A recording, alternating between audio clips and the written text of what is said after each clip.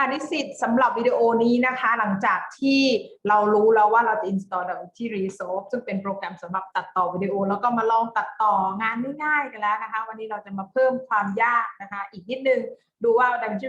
Resolve มันทำอะไรได้บ้างนะคะวันนี้เราก็จะมาลองใส่ Sound Effect นะคะแล้วก็มาลองใส่เสียงภาคดูนะคะซึ่งวิธีการทำก็จริงๆนะถ้าเราชำนาญแล้วถือว่าไม่ยากนะคะแต่ว่าถ้าเรายังไม่ชำนาญต้องเริ่มต้นทีละนิดแล้วก็ฝึกซ้อมบ่อยๆนะคะถ้าเราจะใช้เสียงประกอบก็อย่าลืมเรื่องของลิขสิทธิ์ด้วยนะคะซึ่งครั้งที่แล้วครูก็แนะนำไปแล้วมีวิดีโอหนึ่งแนะนำไปว่าเราจะไปดาวน์โหลด Sound Effect หรือดนตรีที่ไม่ผิดลิขสิทธิ์นะคะมาอย่างไรนะคะเราก็เตรียมไปแล้วเตรียมวิดีโอนี้ไว้แล้วนะคะวันนี้เราก็จะมาลองนำวิดีโอเนี้ยนะคะขึ้นมาใช้งานนะคะก็เริ่มต้นจากการดับเบิลคลิกตัวโปรแกรม DaVinci Resolve นะคะแล้วก็หลังจากนั้นนะคะเราก็จะเข้าสู่หน้าจอสำหรับการทำงานนะคะอันนี้จะเป็นโปรเจกต์เก่าของเรานะคะเราใช้ฐานข้อมูลเดิมแหละแต่ว่าเราจะใช้โปรเจกต์ใหม่นะคะเราสมมุติว่าตั้งชื่อว่า Sound Effect Project นะคะ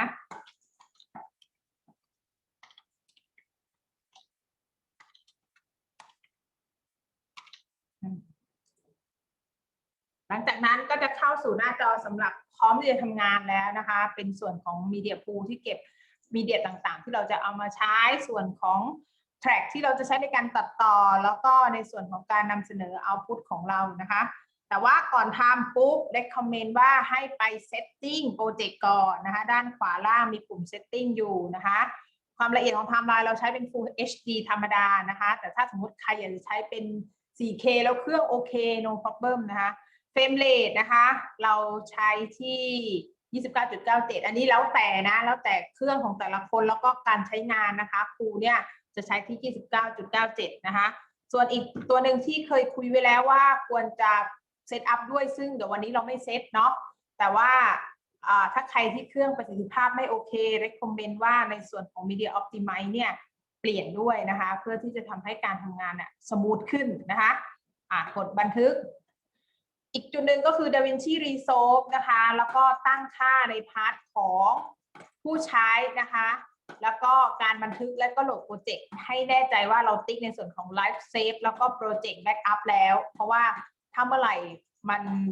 เครื่องเราแฮงก์หรือว่าโปรเจกต์มันแครชอย่างเงี้ยนะคะก็ยังจะมี Backup ให้เราอยู่นะคะอันนี้จะช่วยชีวิตเราได้นะคะเราจะมาเริ่มเลยนะคะโดยการที่ไปที่ Mediaเพื่อจะ import ไฟล์นะคะมีเดียที่เราต้องการจะใช้สมมุติในนี้มีไฟล์ซาวอยู่ครูเอามาหมดเลยนะคะที่ครูไปดาวน์โหลดฟรีมานะคะจำไว้ว่าต้องรอให้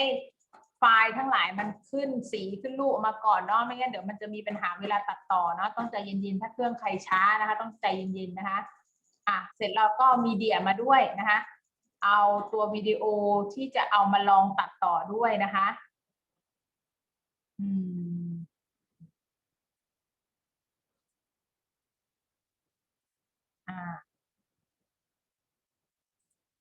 ใครจะลากวางก็ได้นะคะแล้วแต่ถนัดนะคะ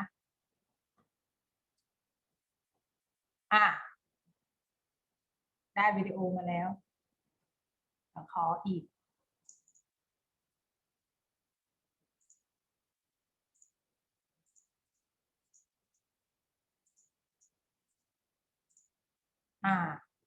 นะคะหลังจากนั้นไปที่เมนูตัดต่อนะคะเราจะมาเรียนรู้ตัวเอฟเฟกต์ที่เกี่ยวกับเสียงตัวแรกนะคะถ้าสังเกตดูในไฟล์ของเรานะคะที่เราจะเอามาใช้เนี่ยนะคะมันจะมีรูปอะไรตัวโน้ตนะคะดนตรีอยู่ด้วยแสดงว่าวิดีโอนี้มาพร้อมกับเสียงซึ่งเป็นเสียงที่เราต้องการจริงๆหรือเปล่าหรือเป็นเสียง noise นะคะถ้าเป็นเสียง noise เราจะตัดแล้วเราจะตัดออกยังไงเรามาดูนะคะต้องลากก่อนลากมาไว้ก่อนปุ๊บพอวิดีโอเข้ามาเนี่ยมันก็จะขึ้นนะคะว่าเป็นแทร็กสำหรับเก็บวิดีโอกับแทร็กสำหรับเสียงซึ่งเสียงเนี่ยเราไม่ต้องการนะคะวิธีการก็คือในเบื้องต้นสังเกตก่อนนะตรงเนี้ยที่เขียนว่าการลิงก์เนี่ยนะคะมันเป็นปุ่ม disable อยู่หรือเปล่านะถ้าเป็นปุ่มแบบนี้แสดงว่า2ตัวนี้ผูกกันไว้นะผูกกันไว้เราก็ต้องไปแยกความสัมพันธ์มันก่อนโดยการ คลิกออกอีก1 ครั้งนะคะให้สีมันเป็น disable ก็คือสีมันเป็นจางๆนะคะจากนั้นนะคะเวลาเราคลิกปุ๊บเนี่ยมันจะเป็นการแยกกันเลยเห็นไหมนะคะเราก็คลิกขวาที่มีเดียที่เราไม่ต้องการเราอยากจะลบทิ้งนะแล้วก็เลื่อนไปที่ลบที่เลือกก็ได้หรือว่ากดปุ่ม backspace ก็ได้อย่าลืมนะคะว่าต้องคลิกดูก่อนว่ามันขอบแดงเฉพาะส่วนที่เราเลือกหรือเปล่านะคะจากนั้นคลิกขวานะคะแล้วก็ลบที่เลือกนะคะตอนนี้ถ้าเราลองฟังดูถ้าใครไม่ได้ยินนะลองเช็คดูนิดนึงนะคะบางทีอาจจะไปเผลอมิวลำโพงตรงนี้ไว้นะคะแล้วเราก็ลองเปิดดูโอเคนะคะไม่มีเสียงแล้วนะคะต่อไปนะคะเราจะเอาวิดีโอตัวที่2เข้ามาแล้วก็ทำเหมือนเดิมนะคะแต่ว่ามันยาวจังนะคะวิธีการก็คือไปปรับซูมอินซูมเอาตรงนี้ได้นะคะเพื่อให้การทำงานเราง่ายขึ้นถ้างานที่ต้องการความละเอียดก็ปรับกว้างๆนะคะซูมอินเข้ามานะคะถ้าใครที่แบบแค่ดึงไฟล์เข้ามาใส่ก็จะต้องซูมเอาเข้ามาที่จะได้เห็นในภาพรวมนะคะกูก็เอารูปต่อไปเข้ามานะคะ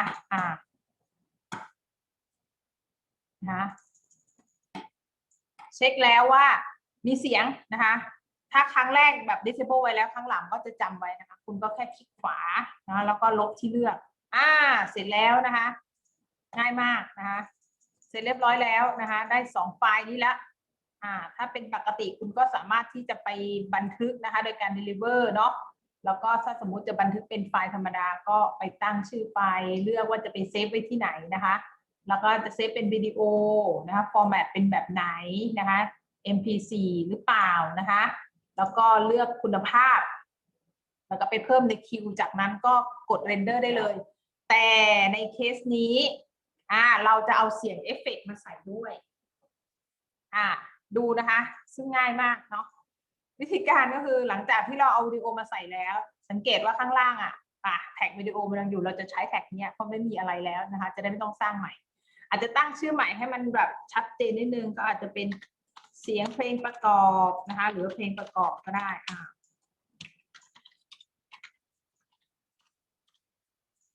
จากนั้นลากเพลงเข้ามาเลยค่ะลากมาเลย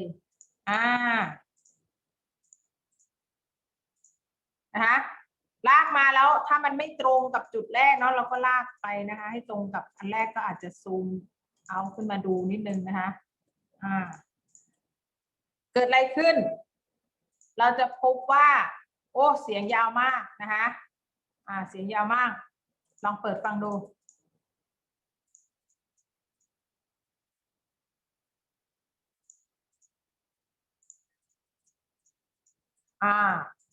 เสียงยาวมากนะคะสมมุติถ้าเราจะตัดเนาะมีข้อพึงระวังไว้นิดนึงนะคะเดี๋ยวทำให้ดูว่าถ้าสมมุติเราต้องการจะตัดตรงนี้ถ้าเราตัดโดยใช้เบรกนะคะหรือว่าเลื่อนสีแดงๆแทร็กที่เรากำลังทำงานอยู่นะคะปุ๊บแล้วเราก็กดเบรกแล้วก็ไปกดเนี่ยนะคะหรือว่ากดใช้ Ctrl B นะคะง่ายกว่าก็คือใช้ Ctrl B มันก็จะเป็นการตัดเหมือนกันนะคะมันอาจจะเป็นการตัดวิดีโอข้างบนด้วยนะคะเพราะฉะนั้นให้ระวังให้ดีด้วยนะคะเวลาทำนะคะคลิกที่ลูกศรเพื่อเลือกนะคะหลังจากตัดเสร็จแล้วก็ลบที่เลือกเนี่ยนะคะอย่าลืมลบที่เลือกนะคะไอ้เคสนี้เราจะตัดใหม่ Ctrl Z กลับมานะคะเอาให้หมดเพลงพอดีนะคะแล้วเราก็ Ctrl B ตัดคลิกขวานะคะแล้วก็ลบที่เลือกนะคะอันนี้คือแบบที่ง่ายที่สุดเนาะจากนั้นก็ไปเซฟนะคะแต่ถ้าเราจะเพิ่มลูกเล่นนิดนึงนะคะเราไปที่ Inspector ด้านบนนะคะแต่แนะนำว่าให้เลือกก่อนเลือกเพลงมาก่อนนะคะแล้วก็ไป Inspector นะคะจากนั้นจะเห็นตรงนี้มันจะมี Volume อยู่นี่คือระดับเสียงของเพลงที่เราอยากจะเพิ่มหรือลดนะคะเราสามารถที่จะเพิ่มหรือลดเสียงนะคะได้จากตรงนี้ได้เช่นกันนะคะ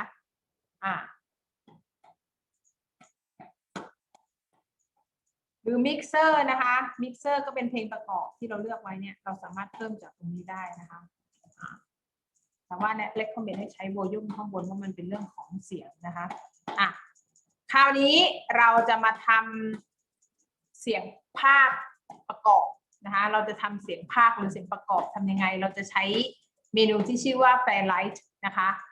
แต่ว่าเผอิญว่าพอเรามาดูในแทร็กที่เราจะใช้ในการทำงานมันมีแค่เสียงประกอบเนาะแล้วเราคงไม่อัดเสียงของเราทับเสียงประกอบไปแม้ว่าจริงๆมันจะเป็นแบบนั้น แต่ว่าเวลาทำงานเราไปที่ตัดต่อนะคะแล้วเราไปเพิ่มคลิกขวานะคะเพิ่มแทร็กแล้วก็เลือกรูปแบบของ Audio ที่เราจะเพิ่มขึ้นมานะคะแบบแรกคือโมโนอันนี้ recommend สำหรับการทำใหม่ๆนะคะเพราะว่าโมโนเนี่ยมันจะเป็นการอัดเสียงแล้วลำโพงทั้งสองข้างมันจะออกมาเหมือนกันเลยอันนี้ทำง่ายสุดสเตอริโอนี่ก็คือเหมือนร้องคาราโอเกะค่ะมีลำโพงซ้ายลำโพงขวาถ้าสังเกตดีๆเปิดพร้อมกันเนี่ยมันก็จะมีเสียงดนตรีอันนึงแล้วก็มีเสียงนักร้องอันนึงถ้าสมมติเราจะร้องคาราโอเกะเราปิดเสียงนักดนตรีก็คือปิดเสียงสเตอริโอทางด้านซ้ายหรือขวาออกนะคะ5.1 กับ 7.1 เนี่ยแสดงว่ามีลำโพงหลายตัวซึ่งเราอาจจะไม่ทำอะไรที่ซับซ้อนขนาดนั้นเนาะก็เดี๋ยววันนี้เรามาทำง่ายๆเราเพิ่มแท็กที่เป็นโมโนนะคะหลังจากนั้นเราก็อาจจะเป็นตั้งชื่อว่าเสียงภาคนะคะไปที่ไฟไลท์นะคะเราก็เห็นแล้วว่าเสียงภาคอยู่นะคะเราก็จะทำงานที่เสียงภาคนี้แหละนะคะเราคลิกที่เสียงภาคนะคะถ้าเราจะอัดเสียงสิ่งที่ต้องมีก็คือต้องมีไมโครโฟนนะคะแล้วเราก็เสียบไมโครโฟนให้เรียบร้อยจากนั้นเราไปเช็คดูตรงนี้มันจะมีปุ่มที่เป็นลำโพงอยู่คลิกขวานะคะเลือกซาวด์นะคะแล้วก็ไปที่ recording ดูนิดนึงว่าพอคลิกมาตรงแท็บเนี้ยเสียงไมโครโฟนมันดังไหมนะคะถ้ามันดังโอเคพร้อม ready นะคะปิดแล้วเราก็จะมาเพิ่มแล้วนะคะเราจะมาเพิ่มเสียงของเรานะคะเราจะไปที่ Fairlight นะคะแล้วก็ไปที่ Pad Input อันนี้สังเกตดีๆนะไปที่ Fairlight แล้วก็เลือก Pad Input นะคะนี่สำคัญมากจากนั้นนะคะมันจะมีเขียนว่าต้นทางกับปลายทางต้นทางก็คือไมโครโฟนของเรานะคะไมโครโฟนของครูสมมุติเป็นอันนี้นะคะมันจะมี2อันที่โชว์มาสมมุติเป็นอันนี้นะคะแล้วก็ฝั่งปลายทางเราต้องการจะอัดเสียงแล้วให้มันไปโชว์ที่เสียงภาคในนี้ไม่มีเสียงภาคเราต้องไปเลือกที่ track input แล้วเสียงภาคมันจะออกมาคลิกที่ไมโครโฟนนะคะแล้วก็กด Control แล้วก็ไปคลิกที่เสียงภาคนะคะให้ออกมานะคะคืออย่างน้อยต้องมีไมโครโฟนกับเสียงภาคแล้วก็จากนั้นไปคลิกที่ปุ่มที่ชื่อว่า Patch นะคะ Patch จึ๊กมันก็จะบอกแล้วนี่นะคะมันจะไอเนี้ยมันจากไมโครโฟนจะไปเสียงภาคนะอันนี้เสียงภาคนะเสียงมันมาจากไมโครโฟนนะเรียบร้อยนะคะปิดได้ไม่เห็นมีอะไรเกิดขึ้นเลยนะคะให้ไปคลิกที่ตัว R นะคะในแท็บที่เราต้องการในแทร็กที่เราต้องการจะบันทึกเสียงนะคะในที่นี้ก็คือเสียงภาคถ้าคลิกที่ Record แล้วมันมีความถี่ขึ้นมาเนี่ยแสดงว่าโอเคพร้อมสังเกตให้ดีนะอย่าให้มันขึ้นมาถึงสีแดงแบบนี้เราต้องปรับไมค์ของเราให้มันเบากว่านี้เพราะไม่งั้นเวลามันออกไปเนี่ยมันจะเสียงแตกนะคะปุ่ม R คือปุ่ม Record ปุ่ม S คือปุ่ม Solo ซึ่งหมายความว่าถ้าสมมุติมีเสียงอยู่2แทร็กแบบเนี้ยถ้าคลิกโซโล่ที่แท็กไหนก็คือมันจะเล่นเฉพาะเสียงนั้นที่แท็กนั้นนะคะจะเล่นเฉพาะเสียงในแท็กนั้นเช่นเดียวกันถ้าเป็นถ้าเป็น M ก็คือเป็นการมิวนะคะก็คือแบบเสียงแทร็กนั้นเนี่ยไม่ต้องเปิดเสียงนะคะเวลาใช้งานเราถ้าจะไปขอเนี่ยคลิกตัว R อย่างเดียวนะอย่าไปเปิด S กับ M เข้ามาด้วยนะคะเพราะว่ามันคนละฟังก์ชันการใช้งานกันเราจะได้ขอกด R ตัวเดียวจากนั้นถ้าจะ Record จริงๆนะคะจะใช้2ปุ่มนี้ที่สำคัญปุ่มแรกคือปุ่ม Record ก็คือเริ่มในการบันทึกเสียงและปุ่มหยุดก็คือบันทึกเสียงเสร็จแล้วเราต้องกดปุ่มหยุดด้วยนะคะถ้าเราพร้อมแล้วมีสคริปต์ในมือนะคะเราก็จะเริ่ม Record เลยวันนี้เราจะพามาชมตึกคณะวิทยาการสารสนเทศนะคะเสร็จแล้วนะคะแค่นี้นะคะเราก็กลับไปที่ตัดต่อนะคะจากนั้นก็สังเกตว่าไฟล์ที่เราบันทึกไว้มันอยู่ตรงนี้มันไม่ใช่ตำแหน่งที่เราต้องการก็ลากไปนะคะสมมติลากไปไว้แบบนี้จริงๆแล้วมันต้องขึ้นอยู่กับความยาวของวิดีโอตำแหน่งที่เราต้องการอะไรหลายอย่างนะคะ แต่นี่คือให้รู้ว่าง่ายๆทำยังไงนะคะทำยังไงจริงๆเราต้องดูว่าวิดีโอของเราเนี่ยมันยาวเท่าไหร่แล้วเราอยากจะให้คำนี้อยู่ตำแหน่งไหนของวิดีโออันนี้มันเกี่ยวเนื่องสัมพันธ์กันหลายจุดนะคะหลังจากนั้นเราก็ลองเพลย์ดูนะคะลองเพลย์ดู